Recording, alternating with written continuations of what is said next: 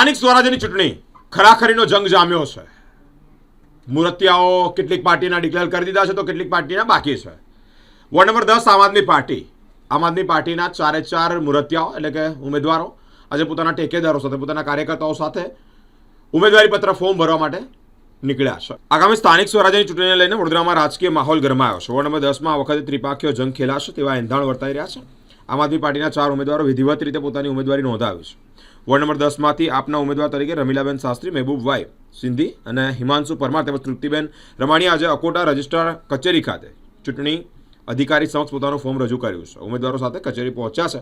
આમ આદમી પાર્ટી ગુજરાત પ્રદેશના યુવા સચિવ અને અકોટા વિધાનસભાના પ્રભારી પિયુષ રામાણીએ આ ચૂંટણીઓમાં પરિવર્તન આવશે અને આમ આદમી પાર્ટીના ભવ્ય જીત થશે તેવી પણ આશા વ્યક્ત કરી છે. રાજકારણમાં સાહેબ હું 2012થી છું આમ તો, અને આમ આદમી પાર્ટી સાથે 2021થી સંકળાયેલ છું. એટલે સાહેબ આપણે એ દેશનું આપણા એ દેખાવમાં બંધારણથી લઈને દેશના આઝાદી સુધીની લડાઈને બધામાં વકીલો જ આગળ છે. વકીલોનો એક મુખ્ય રોલ રહેલો છે. એ જોતા વકીલોએ ખરેખર રાજકારણમાં ઝંપલાવવું જોઈએ. દેશની પરિસ્થિતિ જોતા આજે આપણે અભણ નેતાઓને આપણે ચૂંટીને લાવીએ છીએ ને એના શું પરિસ્થિતિ ઊભી થાય છે આપણે જોઈ રહ્યા છીએ. એટલે ખરેખર એજ્યુકેટેડ પર્સનને આવવું જોઈએ.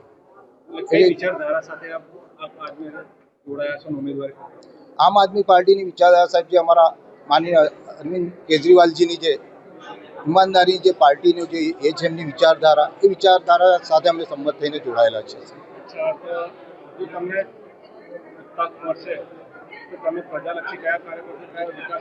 પ્રજાલક્ષીમાં સાહેબ આપણે દેખીએ છીએ વડોદરા શહેરમાં સૌથી મોટો પ્રશ્ન કે વડોદરાનું નામ એક ખડોદરા તરીકે આપણે ન્યૂઝપેપરમાં વાંચીએ છીએ.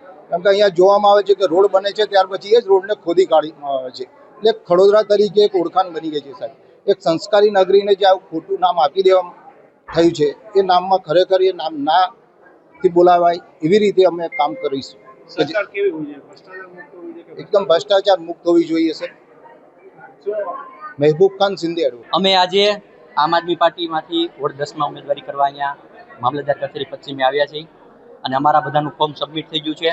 અહીંયા આપણે આપણા એડવોકેટ સાહેબ શ્રી મહેબૂબભાઈ સિંધી, તૃપ્તિબેન રામાણી, રમીલાબેન શાસ્ત્રી તથા હિમાંશુભાઈ પરમાર, આ ચારેય મજબૂત પેનલથી આ વખતે વડોદરામાં વોર્ડ 10માં પરિવર્તન થવા જઈ રહ્યું છે.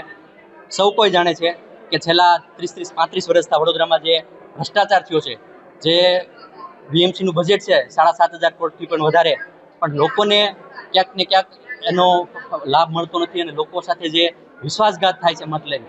તો અમે આ વખતે એજ્યુકેટેડ યુવા કેન્ડિડેટો બધા લડી અને પૂરી તાકાતથી બદલાવ લઈશું અને લોકો પણ આ વખતે પરિવર્તન ઈચ્છી રહ્યા છે.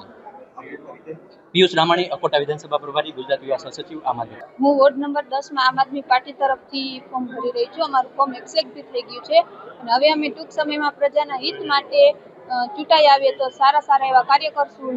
જે આમ જનતાના જે પ્રશ્નો હોય છે, પાણી, નળ, ગટર, જે રસ્તાના જે બધા પ્રોબ્લેમ છે એને સારી રીતે સમજીને એમને સારી સુવિધાઓ મળે એવા અમે સારા પ્રયત્નો કરશું. આપણા વિસ્તારમાં જે વોર્ડ નંબર 10માં કઈ સમસ્યાઓ છે?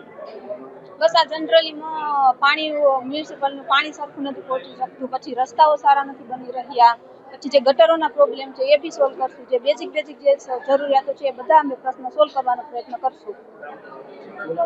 તૃપ્તિ પિયુષ રામાણી, વોર્ડ નંબર 10.